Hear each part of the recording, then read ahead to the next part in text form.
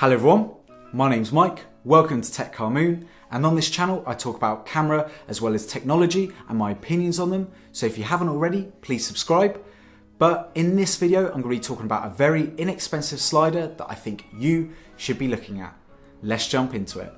So this is a slider that I'm talking about. It's a 40cm slider. It's made by a company called Andoa, which are pretty famous for making very inexpensive camera gear. So if you haven't already, please check them out. They actually make some very good gear. This particular slider is a fully aluminium build. There's hardly any plastic on it. And the great thing with this slider is it uses 4 bearings, so you can get some very nice, smooth sliding shots. This also comes with a 3/8 inch mount as well as an adapter, so you can use any type of ball head on top of this. It also has a locking mechanism to stop it from sliding, so if I leave it there and then tighten it up, you don't have to worry about it moving, as you can see. There are also 3 mounting points, so we've got 2 at either end as well as 1 in the center.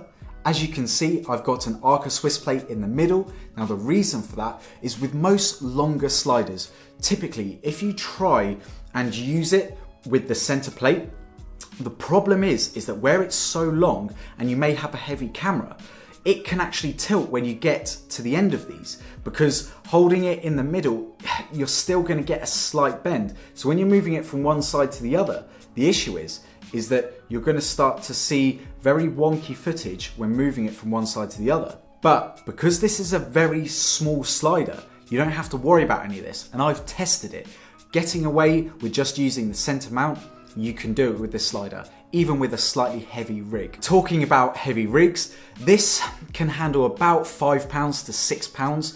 And I mean, I think Andoa maybe recommends a little bit more, but from my testing, that was the absolute max without it sort of causing too much friction. This also comes with 4 little rubber stands, so that if you want to put it on a flat surface or anything like that, you can do so without damaging the surface. And what I'll do is I'll put some smooth panning shots while I'm talking, because I am really impressed by the slider. There are a lot of good points about this slider. It provides very smooth panning shots. You can also do a type of follow focus. As you can see, I'm not exactly the best camera operator, but I thought it was really interesting that I could still get these shots. I struggled very much using a nylon based slider because there's a lot more friction with those types of sliders. Now, are there any downsides to using a camera slider like this?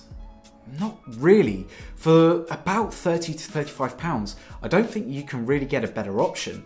It provides very smooth panning shots. It's made primarily out of aluminium or aluminum if you're from the States. And apart from it not being motorized, which you can't really expect from a slider like this, I think this is great if you're just starting out filmmaking. So if you are interested in picking up a slider like this one, there'll be a link in the description below. It will be affiliated, so it gives me a small kickback when you do use it, but just to let you know, it doesn't cost you a single penny extra. So if you do use it, thank you very much. So this is just a quick video on a camera slider that I think is really worth your money. Now, if you really enjoyed this video, please leave a thumbs up. That really helps me out. But until the next video, I'll see you in the next one.